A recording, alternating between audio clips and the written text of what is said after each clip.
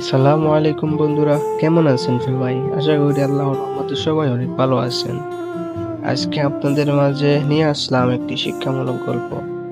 এটা দেখে হয়তো আপনারা কিছু শিখতে পারবেন। তো বেশি কথা না বাড়িয়ে চলুন মূল ভিডিওতে চলে যাওয়া যাক।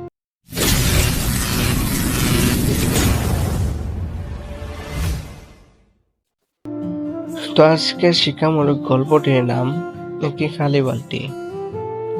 একবার এক বৃদ্ধ শিক্ষক তার ছাত্রদের শেখানোর জন্য ক্লাসে একটি খালি বালতি আনলেন।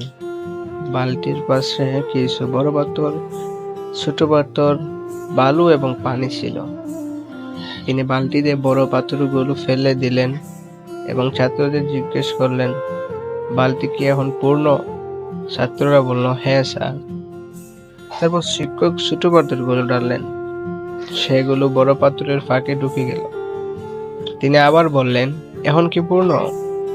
ছাত্ররা একটু দ্বিধায় বলল, হ্যাঁ, এখন তো পূর্ণই মনে হচ্ছে। শিক্ষক এবার বালু ঢাললেন, সেটাও ফাঁক গলে চলে গেল। শেষে তিনি পানি ঢাললেন এবং বালতি একদম উপচে পড়ল। এই গল্পের শিক্ষা কি? শিক্ষক বললেন, এই বালতিটা তোমার জীবন, বড় পাথরগুলো হলো তোমার পরিবার, স্বাস্থ্য, শিক্ষা ও স্বপ্ন, এবং ছোট পাথর হলো চাকরি, টাকা, দায়িত্ব, এবং বালু আর পানি হলো মোবাইল, সোশ্যাল মিডিয়া, সময় নষ্ট করা। তুমি যদি আগে বালু বা পানি ঢালো, তাহলে বড় পাথরের জন্য জায়গা থাকবে না। তাই আগে গুরুত্বপূর্ণ জিনিস ঠিক করো, বাকিগুলো পরে ঠিক হয়ে যাবে। তো এই ছিল আজকের গল্প। গল্পটা থেকে কি শিখতে পারলেন আশা করি কমেন্টে জানাবেন।